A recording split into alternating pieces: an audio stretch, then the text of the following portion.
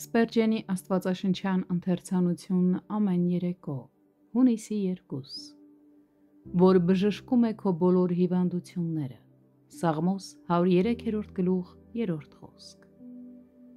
Որքան էլ նվաստացուցիչ լինի այդ պնդումը,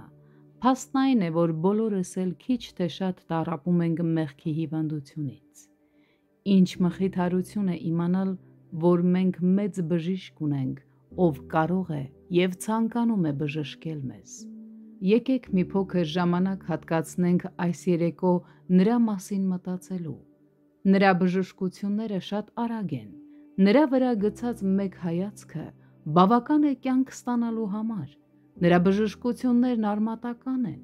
նա հարվածում է հիվանդության հենց սրտին, այնպես որ նրա բուժումը խիստ որոշակի է և վերջնական։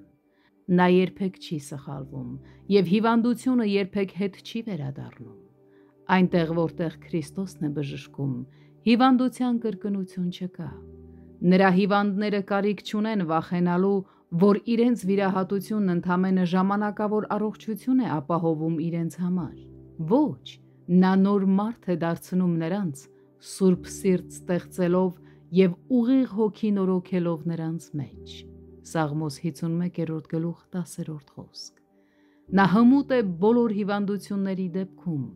Սովորաբար բժիշկները որոշակի մասնագիտացում ունեն, չնայած նրանք ընդհանուր տեղեկություններ են ունենում մեր գրեթե բոլոր ցավերի և հիվանդությունների մասին, սակայն սովորաբար լինում է մի հիվանդություն, որին ավելի շատ են տիրապետում, քան մնացածներին։ Բայց Տեր Հիսուս Քրիստոսը լավ ծանոթ է մեր մարդկային ողջ էությանը և անհատական մոտեցում է ցուցաբերում յուրաքանչյուր մեղավորին։ Դեռևս չի արձանագրվել մի դեպք, որը դժվարությունների առաջ է կանգնեցրել նրան։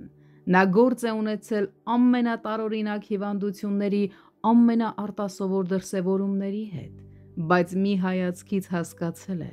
ինչպես պետք է վարվել տվյալ հիվանդի հետ։ Նա միակ տիեզերական բժիշկն է, և այն դեղամիջոցը, որ նա տալիս է, միակ ճշմարիտ բալասանն է, որ բուժում է ամեն հիվանդություն։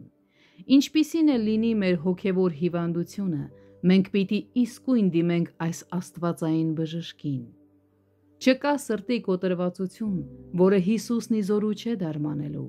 Նրա արյունը սրբում է մեզ ամեն մեղքից։ Մեզ բավական է մտածել այն բյուրավոր մարդկանց մասին, որոնք ազատվել են ամեն տեսակի հիվանդություններից, նրա հպման զորությունից և առաքինությունից, և մենք ուրախությամբ մեզ նրա ձեռքը կհանձնենք։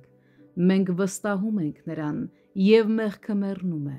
Մենք սիրում ենք նրան, և շնորհքը ապրում է։ Մենք սպասում ենք նրան, և շնորհքը զորանում է։ Մենք տեսնում ենք նրան,